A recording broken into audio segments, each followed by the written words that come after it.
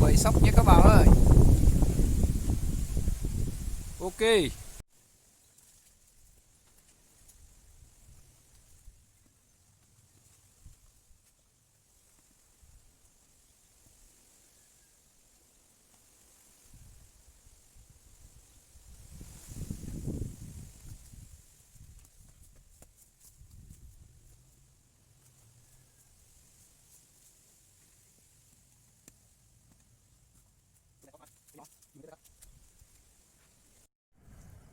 Và bây giờ mình sóc các củ mì đấy các bạn. Sóc cho nó còn càng xíu tí nữa bẫy bẫy sóc.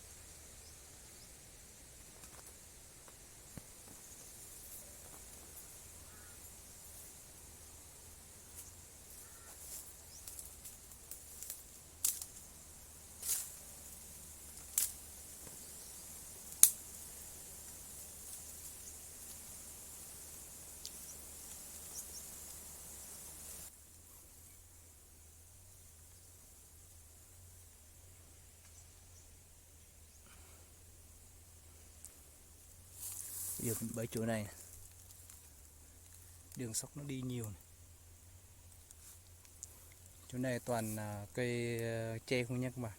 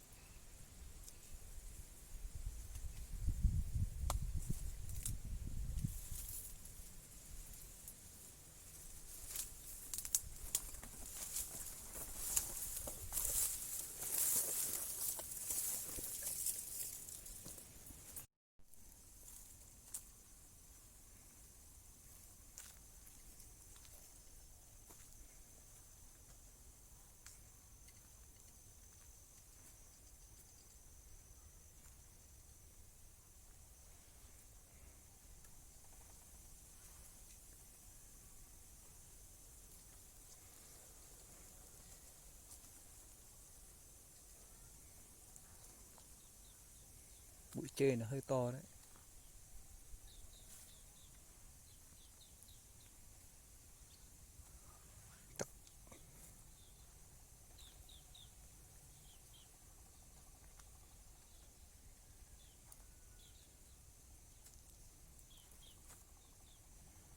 Này, bơi trên này các bạn ơi.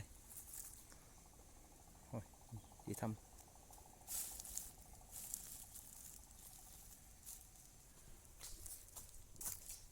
Rồi, đi thăm tiếp bên này nữa.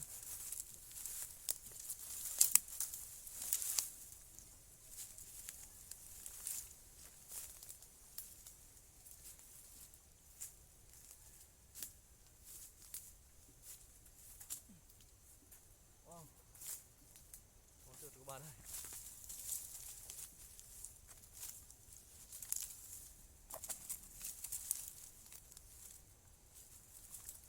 Này hơi nhỏ chứ. Ok, có sóc là được rồi.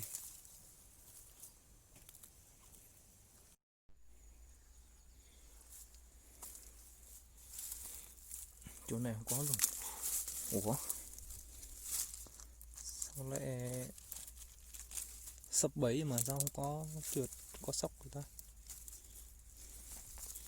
Chắc mất rồi.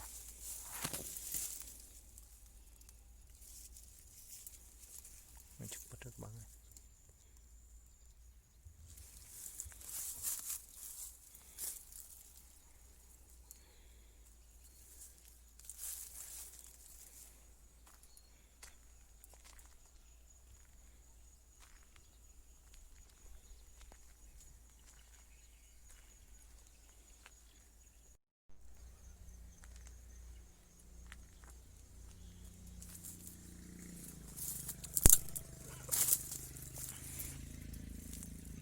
Này, không có bạn ơi.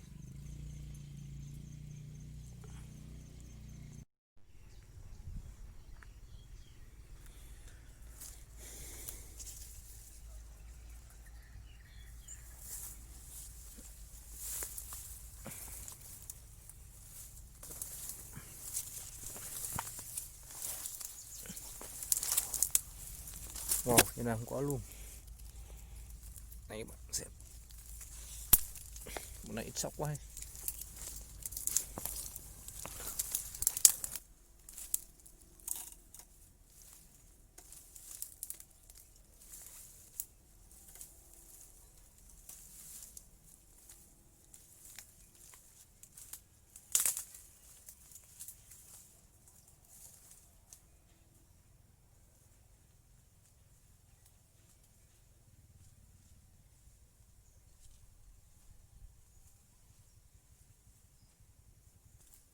Bẫy sóc mà dính chuột cũng hay đấy chứ.